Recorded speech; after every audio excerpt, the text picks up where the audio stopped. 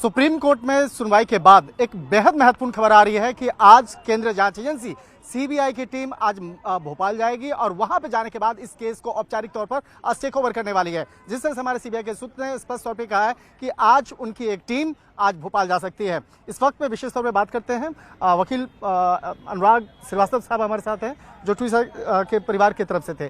Sir, आज बाकायदा ट्विशा के पिता भी आज ऑनलाइन जुड़े हुए थे, हालांकि आज आप तमाम दलीलों को आप लोग रख रहे थे, किस तरह से आज पूरे इस मामले को देखते हैं? हम बहुत खुश हैं। ट्विशा का परिवार बहुत सेटिस्फाइड है कि जो लड़ाई वो इतने दिनों से भोपाल में लड़ रहा था और एक समय था जब ट्विशा के परिवार को कोई सुन ही नहीं रहा था। यहाँ तक की है कि ऐसी खबरें थी कि जिन वकीलों को वो लगाना चाह रहे थे उनको तक धमकियां दी जा रही थी। एक समय वो था और एक समय आज है कि अगले इस 12 दिन में जो डेवलपमेंट हुए हैं कि माननीय सर्वोच्च न्यायालय ने स्वयं संज्ञान लिया कि क्या कुछ हो रहा है, क्या कुछ खबरें आ रही हैं, और उसको संज्ञान में लेते हुए आज जब हियरिंग चालू हुई तो माननीय सर्वोच्च न्यायालय ने सबसे पहले इस बात से संतुष्टि व्यक्त की कि एक अच्छा पॉजिटिव डेवलपमेंट ये है कि जो हमारी डिमांड थी सेकेंड पोस्टमार्टम की, वो माननीय उच्च न्यायालय मध्य प्रदेश के आदेश के तहत वो कल पोस्टमार्टम हो चुका है। उन्होंने ये भी माना कि ट्विशा का जो उसका दुखद निधन हुआ है इस घटना में, तो उसका अंतिम संस्कार भी कल हो चुका है। और उन्होंने इस बात पे भी बहुत सेटिस्फेक्शन जारी किया कि चूँकि ट्विशा के परिवार को की तरफ से जो भी एलिगेशन लग रहे थे और जिस तरह की घटनाक्रम चल रहे थे, तो उन्होंने सेटिस्फेक्शन जारी किया कि अच्छा है कि मध्य प्रदेश शासन ने स्वयं ही उसको सीबीआई इंक्वायरी के लिए रिकमेंड किया और सीबीआई का ऑर्डर हुआ।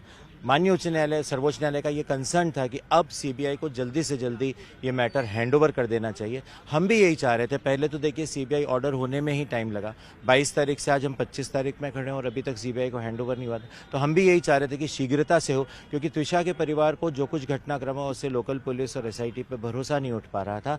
और आज माननीय सर्वोच्च न्यायालय ने भी ये कहा और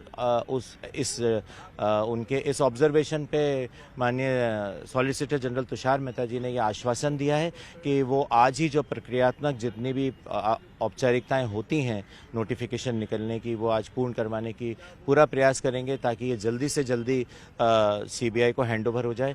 ट्विशा के परिवार की ओर से हम माननीय सर्वोच्च न्यायालय के बहुत शुक्रगुजार हैं, क्योंकि हम चाहते थे कि जल्दी से जल्दी ये सब कुछ सीबीआई के हाथ में आज 2:30 बजे सुनवाई होनी है, वहाँ हाईकोर्ट में भी सुनवाई होनी है, तो कैसे देख रहे हैं सर? उसमें वहाँ पर प्रमुख तौर पे कौन सी याचिका है जिसपे आज सुनवाई होगी? देखिए, वहाँ पे 2 याचिकाएं अब रह गई हैं।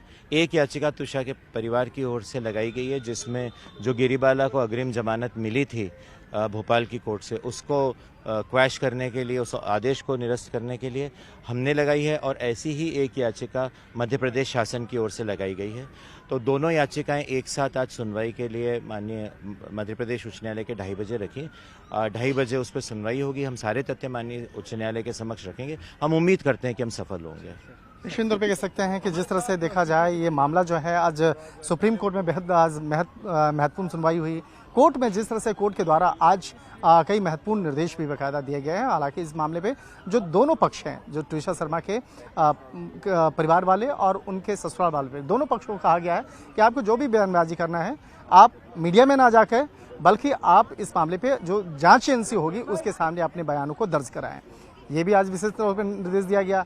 दूसरी तरफ देखा जाए कि आज मध्य प्रदेश स्थित जो हाईकोर्ट है वहाँ पर विशेष तौर पर आज इस मामले में आज सुनवाई होनी है। तो किस तरह से तमाम दलीलों को आज कोर्ट के सामने रखा जाए, और दूसरा देखा जाए कि अगर जिस तरह से बाकायदा सीबीआई की एंट्री इस मामले में हुई है, अब सीबीआई के द्वारा इस मामले में औपचारिक तौर पर केस को टेक ओवर करने के बाद इन्वेस्टिगेशन का दायरा आगे बढ़ाया जाएगा और कह सकते हैं कि आने वाले दिनों में कई और भी रोचक जानकारी निकल के सामने आ सकती हैं।